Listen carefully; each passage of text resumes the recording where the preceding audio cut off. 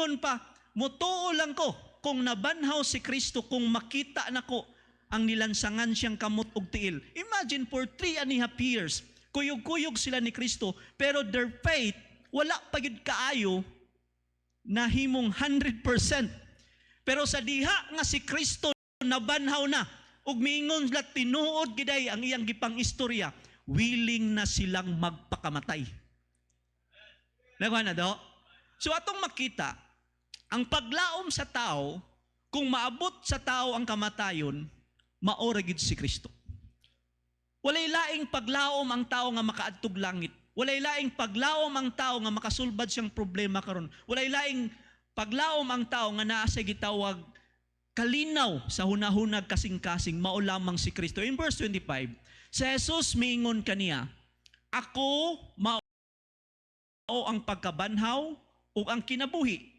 Ang musalig kanako bisan siya mamatay, mabuhi siya. Notice the word, ingon si Kristo. Ang giingnan na niya si Marta. Atong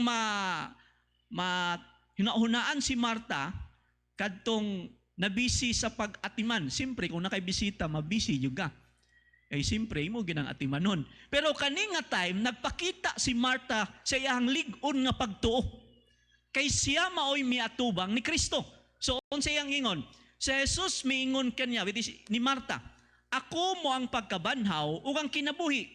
Ang musalig kanako. It means musalig nga katong gisulti ni Kristo. Tanan nga iyang gisulti o tanan nga iyang gipangsaad, kung ato lang tong saligan, makabatuntag kinabuhing dayon. Muna'y gitawag faith. Unsa man ang faith? But pasabot, you trusting the promises of God that He will do. Mo ginang anong makasiguro tag langit kay misaad ta sa saad ni Kristo nga ang tanan nga motuo malangit. Amen? Ato lang gisaligan niyang saad. For example, kumuhatag kita, panalanginan ta, misalig lang ta sa gisaad ni Kristo. Nakuha na to. So atong makita, ang tao, bisa nakasala, wala sa apatya sa Ginoo. Kung imong tanawon sa Biblia, kung ang tao makasala, in Romans 6:23, kay ang bayad gikan sa sala, mao ang kamatayon. Supposedly, pagkasala unta na to, patay na ta. Kay mo manigayon sa Bible, unsay bayad sa sala? Kamatayon physical, nga kamatayon lawas. Pero wa sa tapatya sa Dios. Gitagaan na sa taniyag sakit. Amen? Ako, gitagaan kong sakit sa Ginoo. Ang uban, gitagaag problema. O gitagaag panghitabo nga naning nahitabo si mong kinabuhi. Gitugot lang sana sa Dios para asaman aron kita mag-usab. Gitagaan patagsansa sa Ginoo. Di lang sana ko ni patyon basig muundang na ni paghubog-hubog. Di lang sana ko ni patyon basig umuundang na ni pagpangawat. Di lang sana ko ni patyon kay basin maghinulsol na ni. Gitagaan patagsansa sa Dios. Amen? Nakuha na to? Unsa man ay meaning paghinulsol? From the Greek word metanoia, which is fully surrender unto God.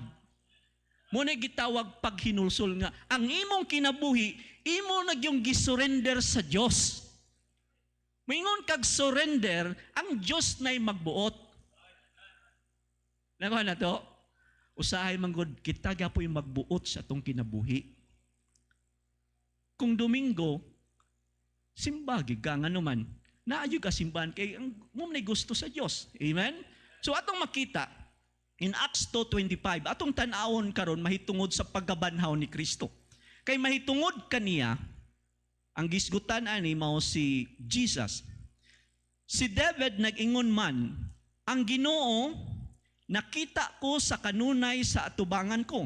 Kay siya anaaman sa akong tuo aron ako dili matarog. In verse 29, mga igsuon, sa masaligon ako, makasulti ka ninyo mahitungod kang David, nga patriarka. Which is patriarch, which is the forefather, mga unang amahan nga inila. Nga siya namatay, o gilubong, ug ang iyang lubong nagapabilin pa man gani kanato hangtod ni ining adlaw. Si David, bisan gigamit siya sa Dios pero wala siya nabuhi human siya namatay.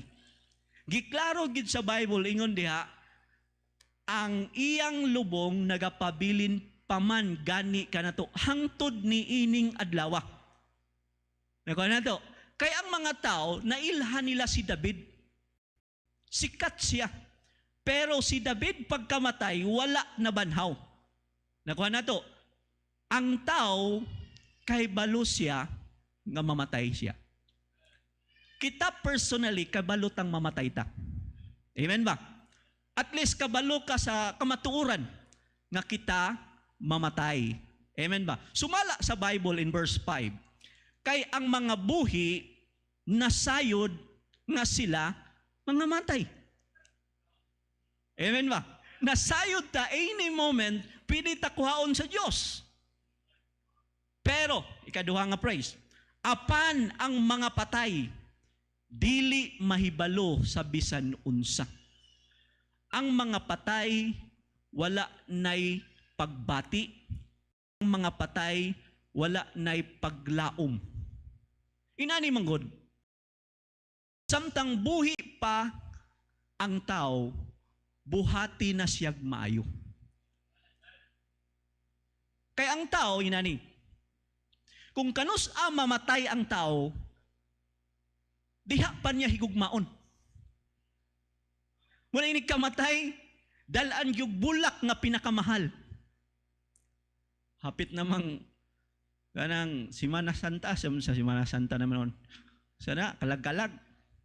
Dalaan yung bulak nga pinakamahal. Hindi na dautan.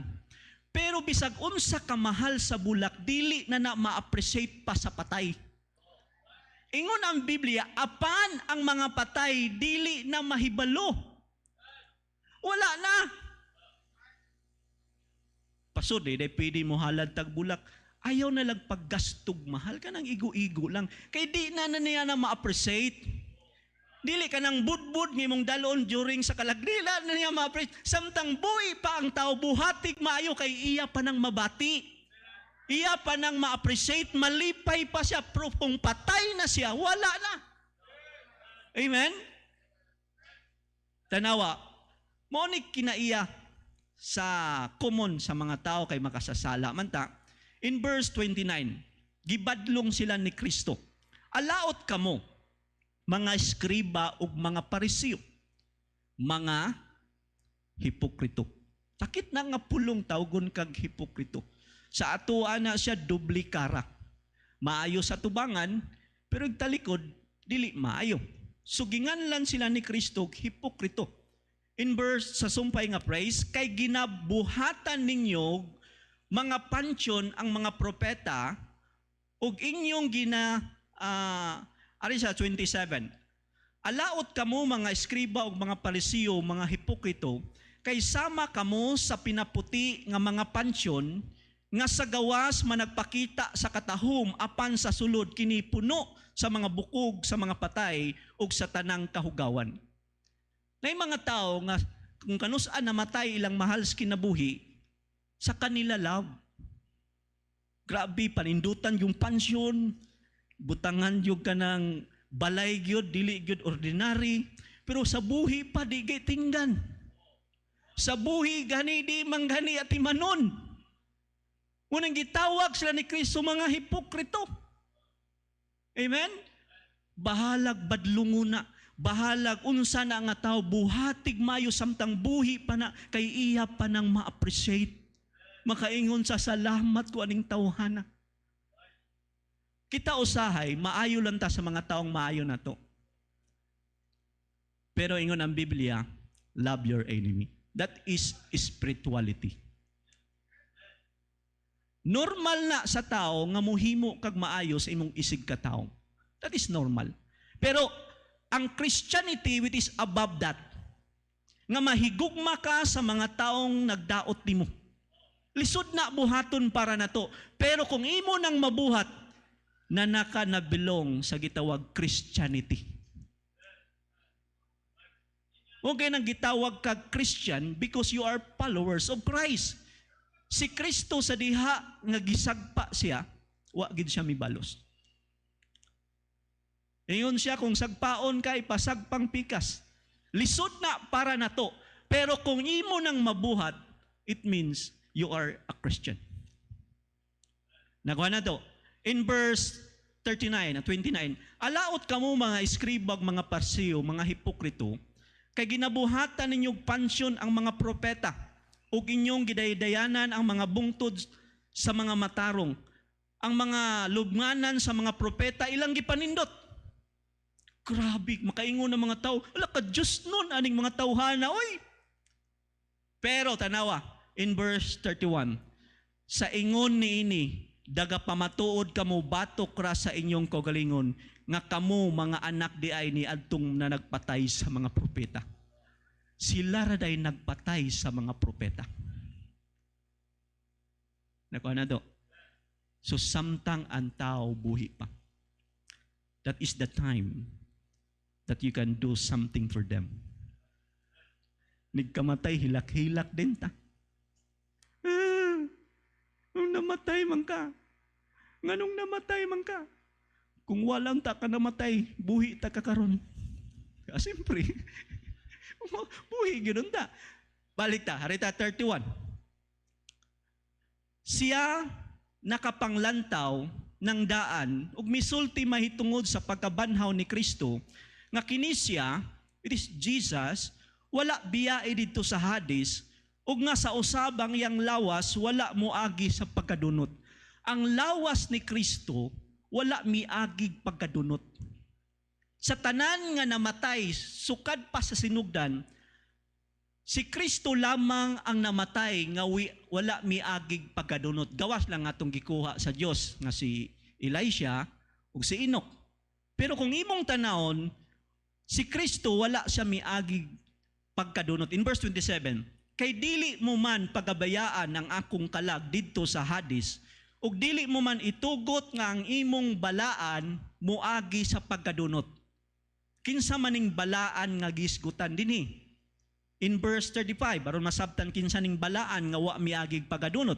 Ang manulunda mitubag kaniya ni Mary, pagakunsaran ikaw sa Espiritu Santo, ug pagalandungan ikaw sa gahom sa labing halandon, tungod nini ang bata nga matao paganganlan nga balaan. So nasabda na to nga kaning balaan mao ni si Kristo, unya wala siya miagig pagkadunot. Nabuhi siya pag-usab. In verse 39, tanawa, atong makita nga nung wa siya miagig pagkadunot. Tanawa ninyo ang akong mga kamot ug mga tiil nga mao gayud ako. Hikapan niyo ako ug tanawa, kay ang espiritu walay unod ug bukog, ingon sa inyong nakita nga ania ako. So klaro, si Jesus Christ nabuhi siya pag-usab because naa siya gitawag lawas. In verse 39, ug kami mao'y mga saksi sa tanang gipamuhat niya sulod sa kayutaan sa mga Hudiyo ug sa Jerusalem, ug siya ilang gipatay pinaagi sa pagbitay kaniya diha sa kahoy. So atong makita sila mao'y witness in verse 40. Apan sa Dios gibanhaw siya sa ikatulo ka adlaw ug gitugot nga siya igapakita. In verse 41, dili ngadto sa tanang tao kun dili nganhi kanamo nga gipili sa Dios ingon nga mga saksi nga nangaon og nag-inom uban kaniya human siya mabanhaw gikan sa mga patay. So katong Kristo nga namatay nga gilubong, katong lawas nga namatay mao pudtoy nabuhi. Nakaban na to. Ug katong lawasa gitawag ingon din na mukaon ug moinom. Dili pa to glorified body. Amen ba? Kay mukaon man ug moinom. So kung mukaon, simpre malibang. Nakuha na to.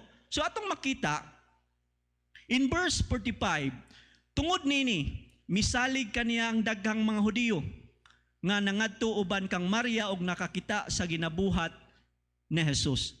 So atong makita nga si Jesus sa diha nga namatay siya, gibuhi siya, unabuhi siya. So naay mga tao nga naningkamot sa pagdaot ni Kristo. Sa ato karon dali ra pagtuo kay na may Bible. Amen ba? Pero sa ilahang panahon, lisod ang pagtuo kay wa pay Bible. Nako na to. Tanawa. Si Jesus namatay gid siya. Giyon sa nato pagkahibalo nga si Kristo namatay gid siya. In verse 34, apan usa sa mga sundalo midughang og bangkaw sa iyang kilid, ug gilayon dihay miagas nga dugo og tubig. Gidugsak og bangkaw iyang kilid, it means naabot sa iyang kasing-kasing. Kung naabot siyang kasing-kasing, patay yun ka. Nako na to? So, ang kasing-kasing, tungod kay nagbitay siya for how many hours? Milibot siya ang kasing-kasing, ang iyang kasing-kasing gilibutan og dugo. So, naabot sa maong bangkaw in verse 11. Ug samtang na nagpanglakaw sila, tanawa, ang pipila sa mga bantay na ngadto sa syudad, ug ang mga sarsidoti nga punuan ilang ginabalitaan sa tanang nahitabo. So sa diha nga gilubong na si Kristo na isundalo nga nagbantay, unya nabanhaw si Kristo, ug kaning mga sundaluha gisuhulan para lang pagdaot nga si Kristo wala nabanhaw. So sa una, ang pinakakorap sa panahon ni Jesus mga religious leaders. Sila'y pinakakorap. In verse 12, ug sa nagtigom sila uban sa mga ansyano, which is ansyano ug mga sarsidoti in verse 11, ilang gihatagan og kwarta ang mga sundalo. Nganong gihatagan lag kwarta ang sundalo para sa man? In verse 13, ug giingnan, isulti ninyo kini sa mga tao. Muna inyong ibalita ha, ang iyang mga tinun-an mitungha sa kagabhion. Ug siya ilang gikawat samtang nagkatulog kami. Maunay na balita sa nasud sa Israel nga si Kristo wala nabanhaw, gikawat ra siya. Karon, kung naamo ani nga panahon wala pay Bible, di ka kamutuo. Ibutang ninyo nata ani nga panahon. Nga ingon ang mga sundalo, oy wala man nabanhaw si Kristo, gikawat. Samtang nagkatulog, migyon sa pala pagkahibalo nga gikawat, nakatulog man sila. Nana din na matug. So booking ang mga sundalo, kahibalo gid nga sinuhulan lang ni. Amen? In verse 14. Ug kun mahidangat kini sa mga dulunggan sa gobernador, kami ray mahibalong mo ayom-ayom kaniya, ug mahigawas kamo sa kasamok. In verse 15. Busa, gidawat nila ang kwarta, ug ilang gibuhat ang gitudlo kanila, ug kining maong asoy nasangyaw ngadto sa mga Hudiyo hangtod ni ining adlaw. Tanawa, daghang mga instances nga gubon dauton si Kristo. Pero salamat nga wala sila midaog. In verse 59, sa diha nga namatay na si Kristo, ug gikuha ni Jose ang lawas o giputos niya kini sa malinis nga panaptong lino. Imagine kag puston kung wa ka namatay, di biya giga ka ginhawa.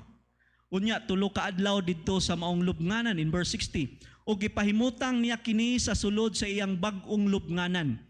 Ang lubnganan, ang tagiya mo si Joseph of Arimathea, ang description sa Bible, he was a rich man.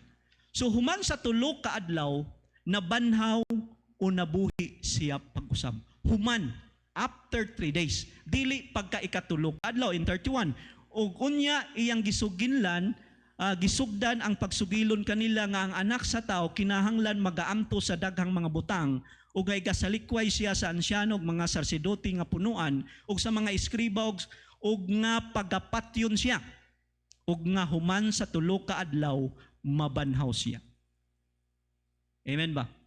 So tanan nga gisulti ni Kristo nahitabo gid. Kay nahitabo man, kung ato laning tuhuan ning pulong sa Dios, matuman gid ni siya. Kinsa may tao nga mingon, pati ako ninyo. Dayon mga pila ka adlaw mabuhi ko, walay tao kun dili ka Dios, dili ka makabsulti ni ana. Amen ba? So human sa ikatulo ka adlaw nabanhaw siya. Kung imong tanawon, na ipagtulunan karon nga daghang mituan ning sayop nga pagtulunan. Isa nini kaning doktrina sa gitawag INC. Pasugo, Enero 1946 mo ni source. Kani nga pagtulunan nag-ingon, si Kristo kailanman ay hindi naging Diyos. Tao siyang mianhi, tao siyang musaka, tao siya. Wala gid siya nahimong Diyos. Tanawa nga pagtulunan, no? Pagtulunan sa demonyo. Pero millions ang mituo. Nindot pag mga simbahan. Nga naman, many were deceived. Kung imong tanawon, walay taong makasaka sa langit. Kay kani atong unod, makasasala ni. Amen ba?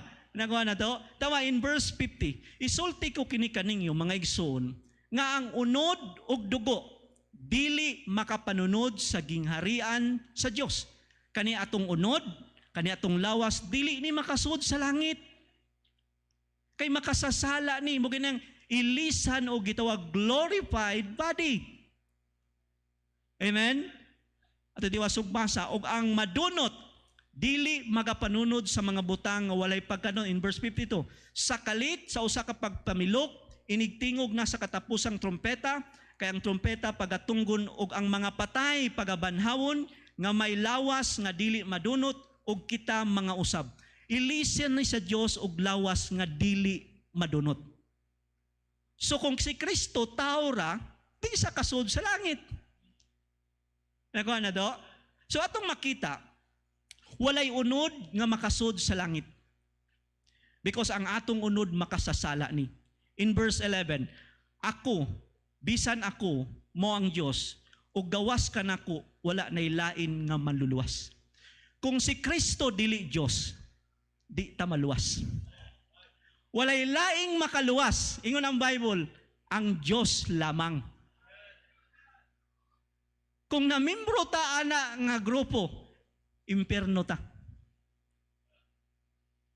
Nako na to.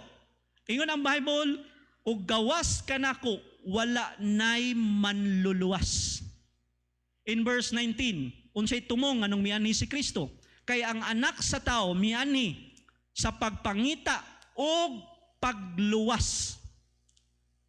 Kinsay nagluwas na to? Si Kristo. Kinsay makaluwas? Ang Diyos. Kung tao lang si Kristo, dili siya makaluwas na to. Pero nga nang daghan mang mutuo aning doktrina sa demonyo, nga di mo ta tinod, kay ang tao di man mubasa sa Bible. Kung nakabasa lang unta, di gid sila mutuan ng bakak. Amen ba? So atong makita in John 1:1, sa sinugdan mo ang pulong, ug ang pulong uban sa Dios, ug Dios ang pulong. Unsa ang pulong? Dios. Klaro ba? Atong tanawon in verse 14, ug ang pulong nahimong tao. Kinsa maning nahimong tao? Ang Dios.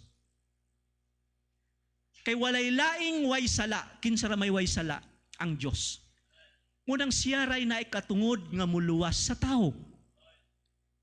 Amen? Mao nang nagpakatao siya. So naay mga saksi sa iyang pagkabanhaw. In 1 Corinthians 15:5, ug nga nagpakita siya ngadto kang sipas, ug ngadto sa napulog duha, unya sa usa ka higayon nagpakita siya sa kapin sa 5 kagatos ka maigsuon, nga kadaghanan kanila buhi pa, bisan may pila kanila nga patay na. In verse 7, unya nagpakita sa ngadto ka Santiago, ug ngadto sa mga tanang apostoles, ug sa katapusan sa tanan nagpakita siya kanako, it is ni Apostol Paul. Daghang witness sa iyang pagkabanhaw. Dili lang sulti-sulti. Kita sa una, dali kay ta patuhuon. Ingnon lang narabay manambalay dito. Na ay kuan dito isa tuwa, makaayo gyud adto dayon. Bisan walay mabasa sa Bible. Ayaw mog tuo anang sulti sa tao nga di mabasa sa Bible. Ngano man, dili na iya sa Dios. Nay grupo ron, pidi ra mga sawag 5. Mutuo mo dili. Pidi ra mga sawag 5 ang lalaki. Ako, kung may Bible, may ay, pwede ra di ay kanindot.